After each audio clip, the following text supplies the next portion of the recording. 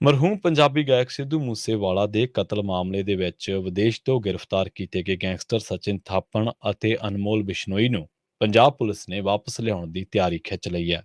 Mansa police ਇਸ ਸੰਬੰਧੀ ਲੋੜੀਂਦੇ ਦਸਤਾਵੇਜ਼ ਮੁਕੰਮਲ ਕਰਨ ਦੇ ਵਿੱਚ ਰੁੱਝੀ ਹੋਈ ਹੈ। ਮਾਨਸਾ ਦੇ ਸੀਨੀਅਰ ਪੁਲਿਸ ਅਫੀਸ਼ੀਅਲਜ਼ ਨੇ ਦੱਸਿਆ ਕਿ ਇਹਨਾਂ ਨੂੰ ਗ੍ਰਿਫਤਾਰ ਕਰਨ ਦੀ ਪੁਸ਼ਟੀ ਵਿਦੇਸ਼ ਮੰਤਰਾਲੇ ਵੱਲੋਂ ਪਹਿਲਾਂ ਹੀ ਕੀਤੀ ਜਾ ਚੁੱਕੀ ਹੈ, ਜਿਸ ਦੇ ਤਹਿਤ ਸਚਿਨ ਥਾਪੜ ਨੂੰ ਅਜ਼ਰਬਾਈਜਾਨ ਅਤੇ ਅਨਮੋਲ ਬਿਸ਼ਨੋਈ ਨੂੰ ਕੀਨੀਆ ਤੋਂ ਗ੍ਰਿਫਤਾਰ ਕੀਤਾ ਗਿਆ। ਉਹਨਾਂ ਦੱਸਿਆ ਕਿ ਭਾਰਤ ਦਾ ਵਿਦੇਸ਼ ਮੰਤਰਾਲਾ ਲਗਾਤਾਰ ਇਹਨਾਂ ਦੋਵਾਂ ਦੇਸ਼ਾਂ ਦੇ ਅਧਿਕਾਰੀਆਂ ਦੇ ਸੰਪਰਕ ਦੇ ਵਿੱਚ ਹੈ, ਜਿਸ ਦੇ ਲਈ ਲੋੜੀਂਦੇ ਦਸਤਾਵੇਜ਼ ਤਿਆਰ ਕੀਤੇ ਜਾ ਰਹੇ ਨੇ।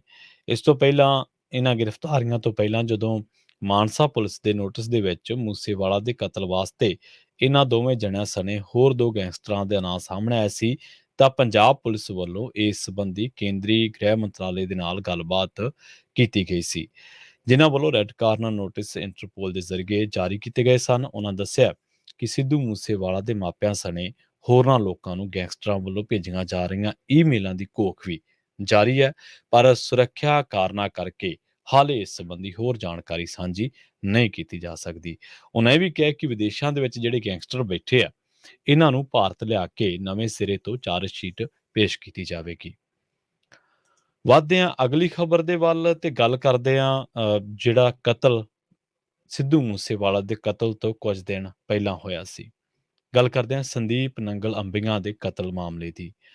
ਜਲੰਧਰ ਜ਼ਿਲ੍ਹੇ ਦੀ ਦਿਹਾਤੀ ਪੁਲਿਸ ਨੇ ਕਬੱਡੀ ਖਿਡਾਰੀ ਸੰਦੀਪ ਨੰਗਲ ਅੰਬੀਆਂ ਦੇ ਕਤਲ ਸੰਬੰਧੀ 3 ਹੋਰ ਖੇਡ ਪ੍ਰਮੋਟਰਾਂ ਨੂੰ ਨਾਮਜ਼ਦ ਕੀਤਾ ਹੈ, ਜਿਨ੍ਹਾਂ ਦੇ ਵਿੱਚ north India circle style kabaddi association ਦੇ ਚੇਅਰਮੈਨ ਸੁਰਜਨ ਸਿੰਘ ਚੱਠਾ ਵਾਸੀ ਮੁਹਾਲੀ, ਵਿਸ਼ਵ ਕਬੱਡੀ ਕਮੇਟੀ ਦੇ ਪ੍ਰਧਾਨ ਸੁਖਵਿੰਦਰ ਮਾਨ ਉਰਫ ਸੁੱਖਾ ਮਾਨ, ਰਾਇਲ ਕਿੰਗਸ ਕਬੱਡੀ ਦੇ ਮਾਲਕ ਸਰਬਜੀਤ ਸਿੰਘ ਸੱਤਾ ਦੇ ਨਾਂ ਸ਼ਾਮਲ ਨੇ।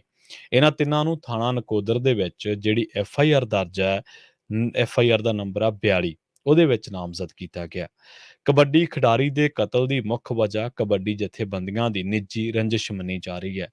ਸੰਦੀਪ ਦੀ ਕਬੱਡੀ ਐਸੋਸੀਏਸ਼ਨ ਹੋਰਾਂ ਦੇ ਮੁਕਾਬਲੇ ਵੱਧ ਮਕਬੂਲ ਸੀ ਅਤੇ ਕਈ ਨਾਮਵਰ ਖਿਡਾਰੀ ਉਹਦੇ ਨਾਲ ਲਗਾਤਾਰ ਜੁੜਦੇ ਜਾ ਰਹੇ ਸਨ। ਮਤਲਬ ਕਿ ਸਿੱਧੂ ਮੂਸੇਵਾਲਾ ਤੇ ਸੰਦੀਪ ਨੰਗਲ ਅੰਬੀਆਂ ਜਾਂ ਕਹਿ ਲਓ ਕਿ ਦੀਪ ਸਿੱਧੂ, ਇਹਨਾਂ ਤਿੰਨਾਂ ਦੇ ਕਤਲਾਂ ਦੇ ਵਿੱਚ ਇੱਕ ਚੀਜ਼ ਜਿਹੜੀ ਆ ਉਹ ਕਾਮਨ ਹੈ, ਉਹ ਹੈ ਕਿ ਇਹਨਾਂ ਦੀ ਪ੍ਰਸਿੱਧੀ ਤੋਂ ਦੂਜਿਆਂ ਨੂੰ ਨਫ਼ਰਤ ਹੈ। ਕਿਸੇ ਦੀ ਪ੍ਰਸਿੱਧੀ ਤੋਂ ਗੈਂਗਸਟਰਾਂ ਨੂੰ ਨਫ਼ਰਤ ਹੈ, ਕਿਸੇ ਦੀ ਪ੍ਰਸਿੱਧੀ ਤਾਂ ਹੈ ਕਿ ਉਹ ਪੰਥ ਦੀ ਗੱਲ ਕਰਦਾ ਹੈ ਤੇ ਉਹ ਲੋਕਾਂ ਦੇ ਵਿੱਚ ਖਾਸ ਕਰਕੇ ਸਿੱਖ ਭਾਈਚਾਰੇ ਦੇ ਵਿੱਚ ਹਰਮਨ ਪਿਆਰਾ ਹੋ ਰਿਹਾ, ਉਹਦੀ ਪ੍ਰਸਿੱਧੀ ਤੋਂ ਨਫ਼ਰਤ ਹੈ। ਕਿਸੇ ਦੀ ਪ੍ਰਸਿੱਧੀ ਇਸ ਕਰਕੇ ਹੈ ਕਿ ਨਾਮਵਰ ਖਿਡਾਰੀ ਉਹਦੇ ਨਾਲ ਜੁੜਦੇ ਜਾ ਰਹੇ ਨੇ ਤੇ ਇਸ ਗੱਲ ਤੋਂ ਨਫ਼ਰਤ ਹੈ। ਸੰਦੀਪ ਸਿੰਘ ਨੰਗਲ ਅੰਬੀਆਂ ਦੇ ਭਰਾ ਨੇ ਦੱਸਿਆ ਕਿ ਉਹਨਾਂ ਨੇ ਲੰਬੇ ਸਮੇਂ ਤੋਂ ਇਹਨਾਂ ਤਿੰਨੇ ਵਿਅਕਤੀਆਂ ਦੇ ਨਾਂ ਐਫ.ਆਈ.ਆਰ ਦੇ ਵਿੱਚ ਦਰਜ ਕਰਨ ਦੀ ਉਹ ਮੰਗ ਕਰ ਰਹੇ ਸਨ, ਕਿਉਂਕਿ ਇਹ ਕਿਸੇ ਨੇ ਇਹਨਾਂ ਦੇ ਕਤਲ ਦੀ ਸਾਜ਼ਿਸ਼ ਦੇ ਵਿੱਚ ਸ਼ਾਮਲ ਹੋਣ ਬਾਰੇ ਸੂਚਨਾ ਦਿੱਤੀ ਸੀ। ਉਹਨਾਂ ਦੱਸਿਆ ਕਿ ਮੁਲਜ਼ਮਾਂ ਨੂੰ ਜੁਲਾਈ ਦੇ ਸ਼ੁਰੂ ਦੇ ਵਿੱਚ ਨਾਮਜ਼ਦ ਕੀਤਾ ਗਿਆ ਸੀ, ਪਰ ਪਰਿਵਾਰ ਨੂੰ ਇਸ ਬਾਰੇ ਬੀਤੇ ਦਿਨ ਹੀ ਜਾਣਕਾਰੀ ਮਿਲੀ ਸੀ। ਉਹਨਾਂ ਮੰਗ ਕੀਤੀ ਹੈ ਕਿ ਨਾਮਜ਼ਦ ਖੇਡ ਪ੍ਰਮੋਟਰਾਂ ਨੂੰ ਤੁਰੰਤ ਗ੍ਰਿਫਤਾਰ ਕੀਤਾ ਜਾਵੇ। ਪਤਾ ਲੱਗਿਆ ਹੈ ਕਿ ਪਿੰਡ ਮੱਲੀਆਂ ਖੁਰਦ ਦੇ ਵਿੱਚ 14 ਮਾਰਚ ਨੂੰ ਦੱਸਣਾ ਬਣਦਾ ਇੱਥੇ 14 ਮਾਰਚ ਦੀ ਗੱਲ ਹੈ, ਜਦੋਂ ਪਿੰਡ ਮੱਲੀਆਂ ਖੁਰਦ ਦੇ ਵਿੱਚ ਟੂਰਨਾਮੈਂਟ ਸੀਗਾ ਤੇ ਇਸੇ ਦੌਰਾਨ ਕਬੱਡੀ ਖਿਡਾਰੀ ਸੰਦੀਪ ਸਿੰਘ ਨੰਗਲ ਅੰਬੀਆਂ ਦਾ ਕਤਲ ਕਰ ਦਿੱਤਾ ਗਿਆ ਸੀ ਤੇ ਇਸ ਮਾਮਲੇ ਦੇ ਵਿੱਚ ਹੁਣ ਤੱਕ 9 ਗ੍ਰਿਫਤਾਰੀਆਂ ਹੋ ਚੁੱਕੀਆਂ ਨੇ। ਜਲੰਧਰ ਪੁਲਿਸ ਨੇ ਇਸ ਮਾਮਲੇ ਤੇ ਲਗਾਤਾਰ ਚੁੱਪ ਧਾਰੀ ਹੋਈ ਹੈ ਅਤੇ ਅਧਿਕਾਰਤ ਤੌਰ ਤੇ ਕੁਝ ਵੀ ਦੱਸਣ ਦੇ ਲਈ ਪੁਲਿਸ ਤਿਆਰ ਨਹੀਂ ਹੈ।